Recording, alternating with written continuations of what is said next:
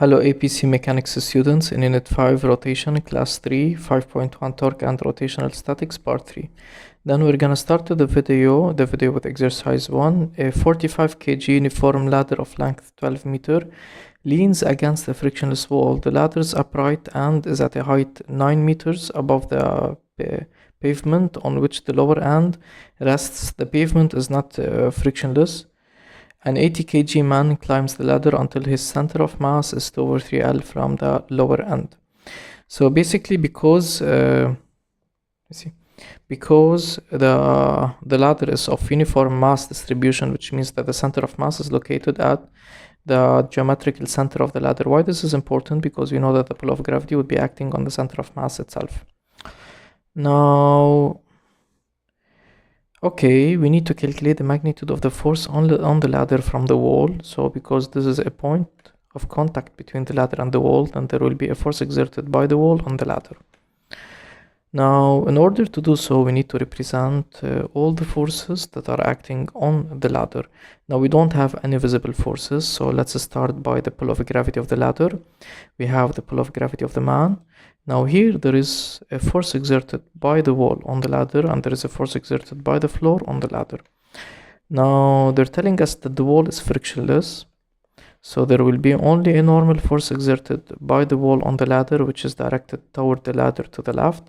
And because the wall is rough, they're telling us that the pavement is not frictionless, which means that there will be actually two forces acting by the pavement on the ladder. The normal push for sure up toward the ladder, like that, perpendicular, and another one, friction. Friction might have two directions, either like this or like that, and this depends on the tendency of motion of the ladder. Because the ladder would slide toward the left, then the friction would be toward the right. Now, part A, okay, so basically these are the different representations of the forces. In part A, we need to calculate the magnitude of the force on the ladder from the wall, which is basically Fn, which is Fnw. Now, we suppose that the ladder is at equilibrium, then we can make use of translational and rotational equilibrium. It's more healthy to start with the translational equilibrium because it's easy to handle. So we're gonna say that forces that are up will balance the forces that are down, which means that Fnl should be equal to Fgl and Fgm, and the forces that are left, which is Fnw, should be equal to the forces that are right, which is Ff.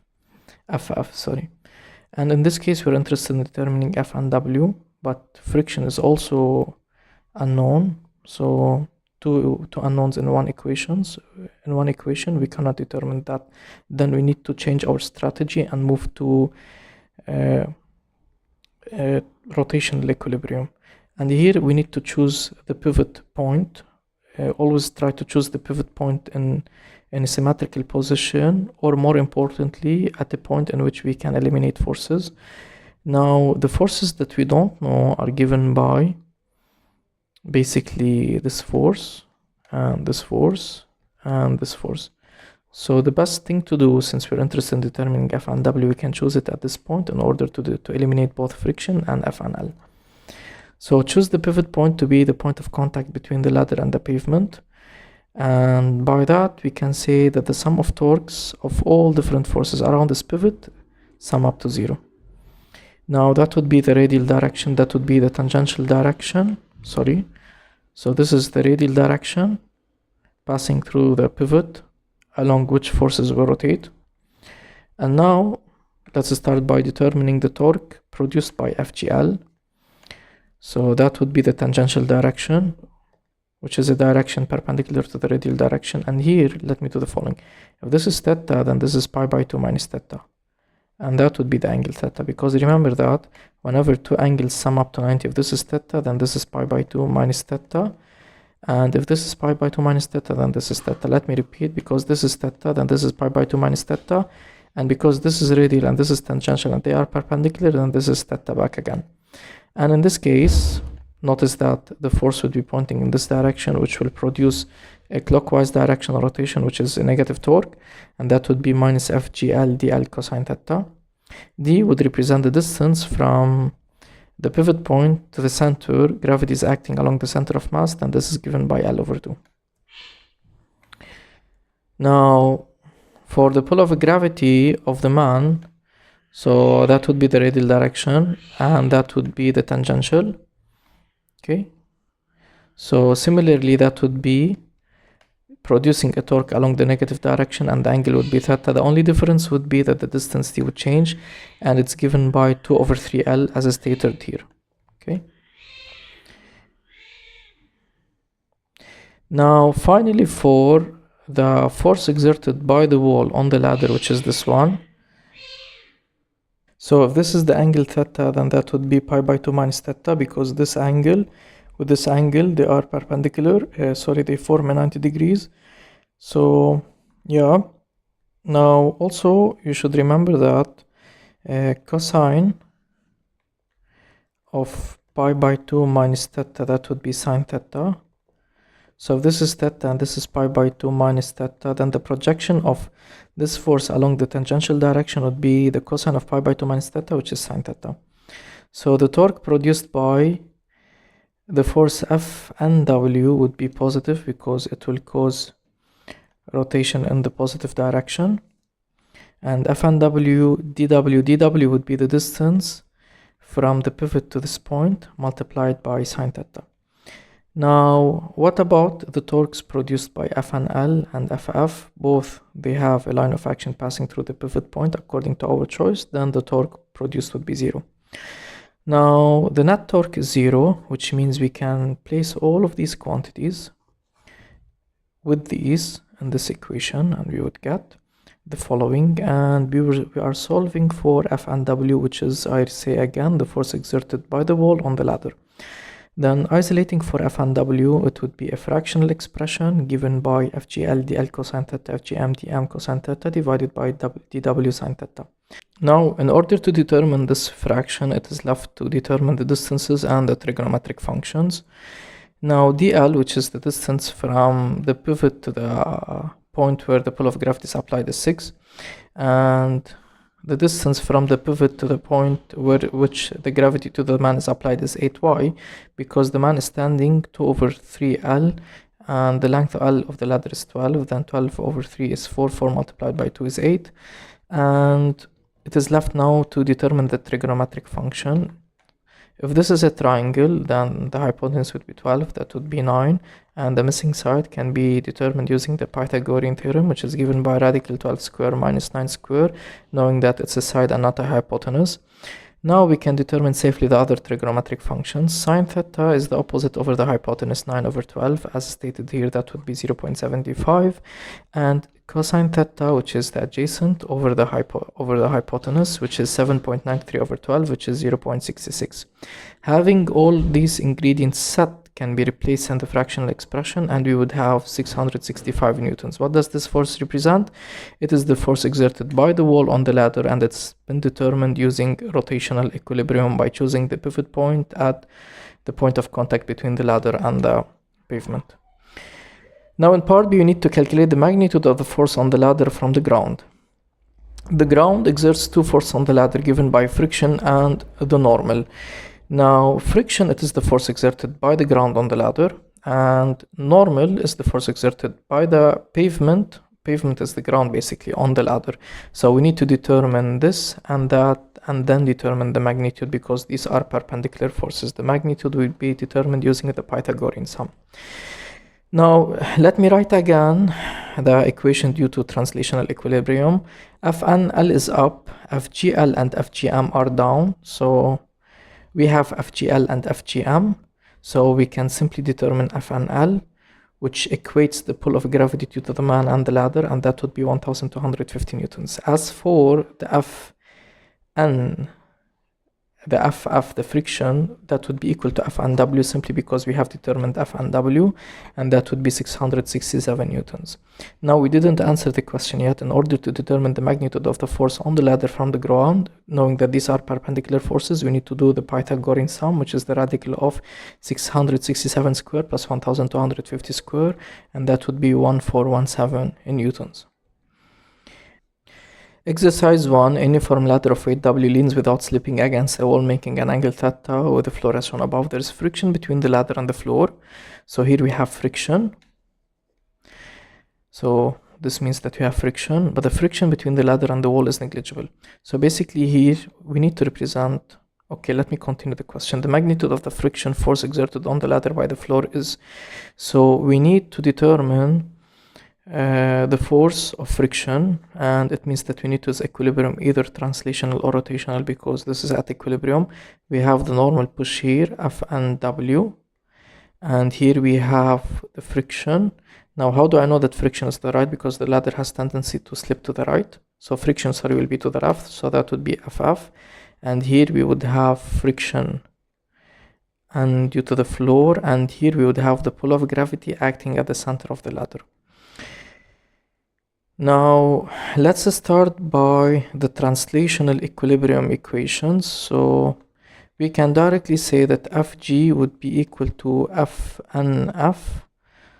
So the weight of the ladder is equal to Fnf. Now we directly have determined the normal push exerted by the floor on the ladder. And here we can also say that Ff should be equal to Fnw, and we're interested in determining friction. However, this is also unknown, so we cannot make use much of this equation. Now we need to use the rotational equilibrium, and we should be wise about our pivot choice. So it's better to choose it at this point in order to eliminate this force, and we would be left only with the friction because already we know that. Now let me specify the tangential direction. Sorry, the radial, starting with the radial, that would be the radial. And all right.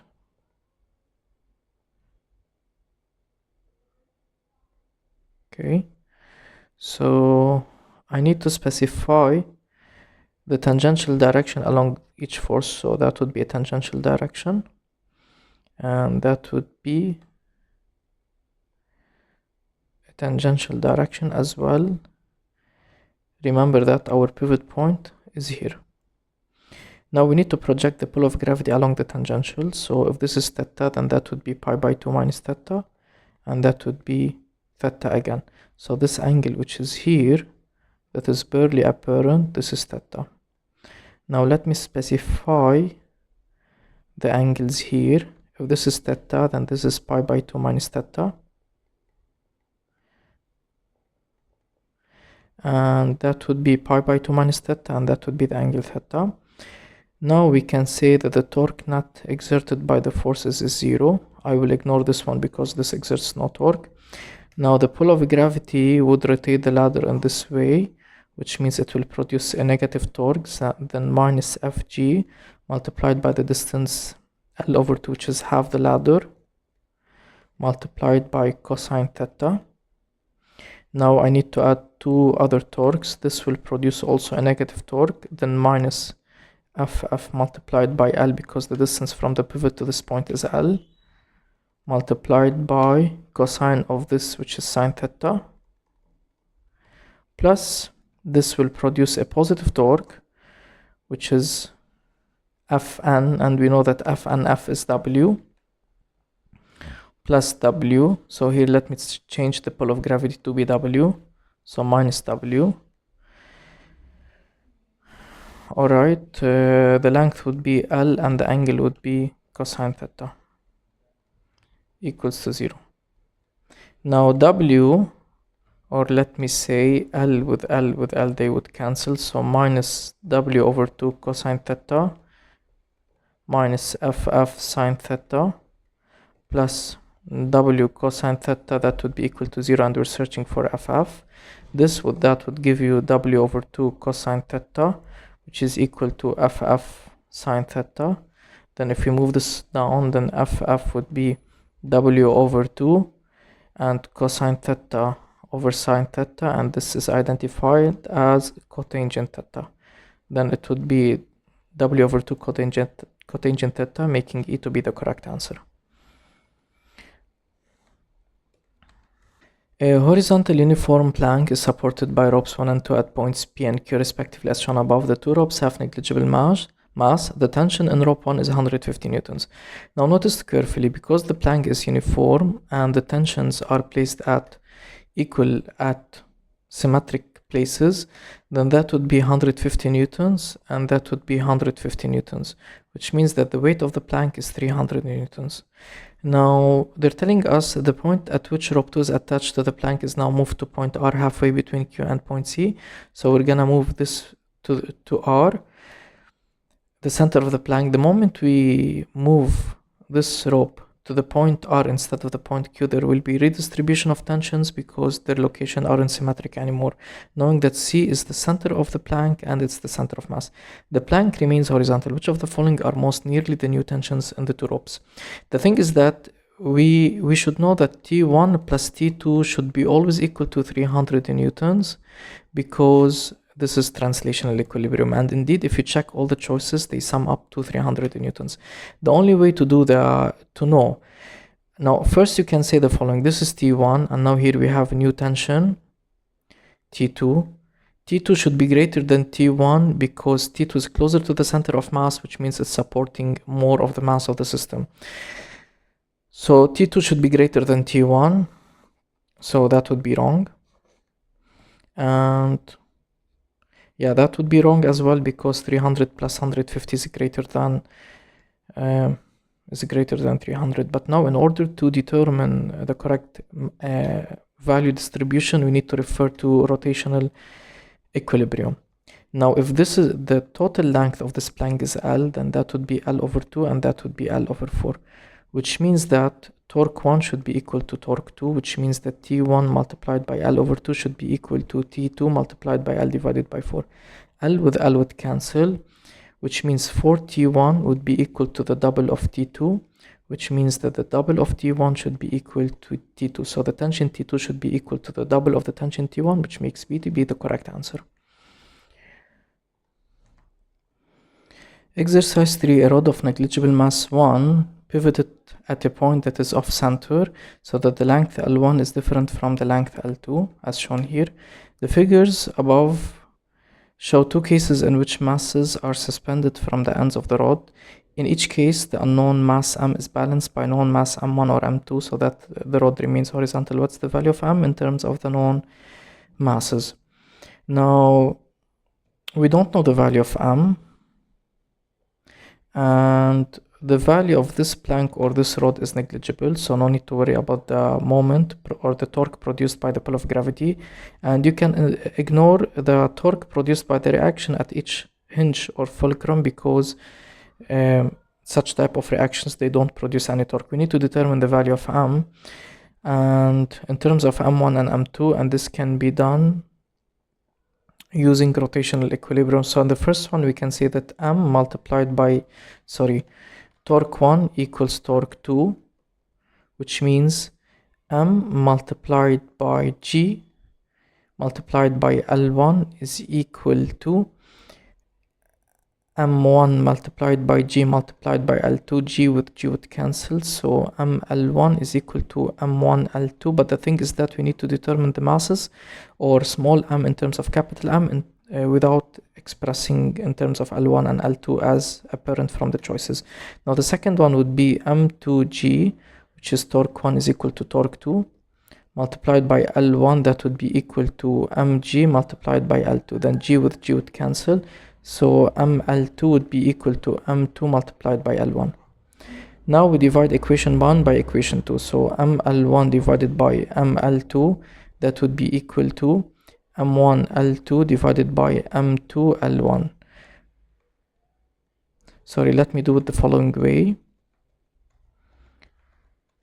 So let me write it this as M2 L1 is equal to ML2 in order to cancel L1 and L2. So L1, which is equal to M1 L2 divided by ML2, then the length would cancel, which means that M squared is equal to M1 M2, which means that M is the radical of M1, M2 making E to be the correct answer. So here I have cross multiplied.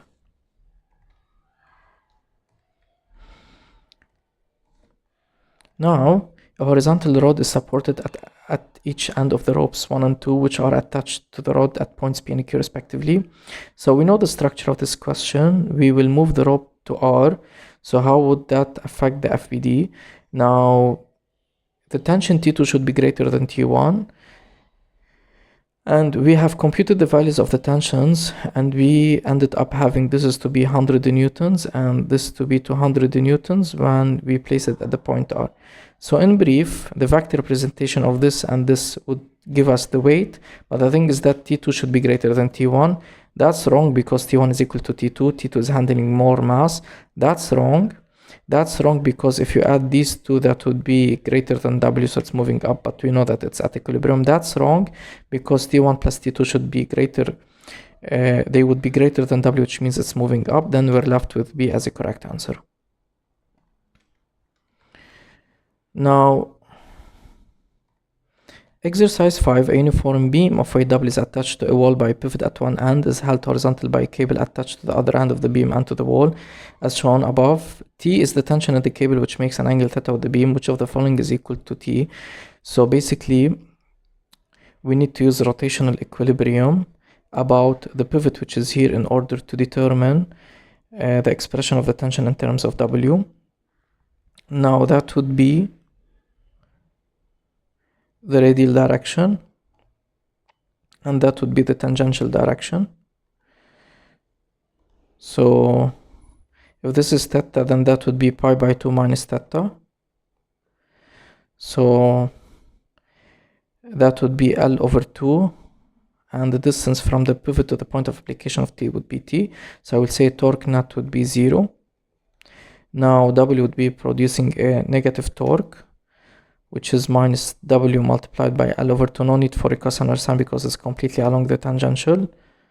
Now the tension would require a projection. That would be plus T multiplied by L cosine pi by 2 minus theta, which is sine theta. That would be equal to 0. Now L would cancel, and we're searching for the value of T. Then W over 2 would be equal to T sine theta, which means that T would be equal to W over 2 sine theta, which makes B to be the correct answer.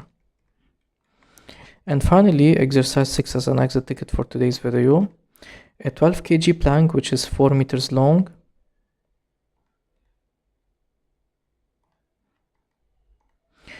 is attached to a wall by a hinge on its lower end. A rope is attached to the plank at a distance 1 meter from its free end, is perpendicular to the plank, and holds the plank at an angle of 37 degrees with the wall as shown in the diagram above.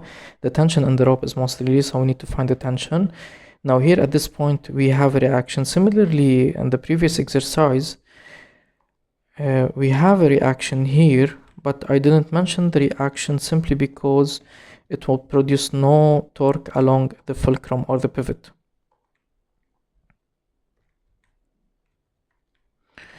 So, okay, we have the reaction here somewhere that we don't care about. We need to represent the pull of gravity carefully, so the pull of gravity is down, which is, if this is 4 meters, then it would be 2 meters away from the pivot point. Now the pull of gravity and the tension here would produce torque. Then let me specify the radial direction, which is something like that. Okay.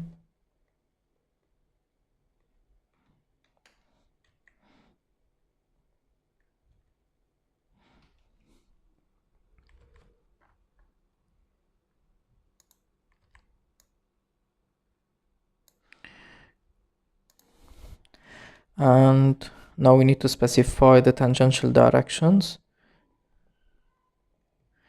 Let me remove the reaction that we don't care about. Now this is 37, this is a vertical, then that would be 37 degrees. Then this angle here would be 90 minus 37. And doing the calculation, we would find that the value of the angle is given by 53. So that's 53, which is the angle with the tangential direction. Now we're ready to say that the torque net would be equal to 0. Then the pull of gravity produces a negative torque, so minus Fg multiplied by 2 multiplied by cosine 53. Let me say that should balance directly the torque produced by the tension, which is T, no need for a tangential direction, multiplied by the distance from here to here, which is basically 3.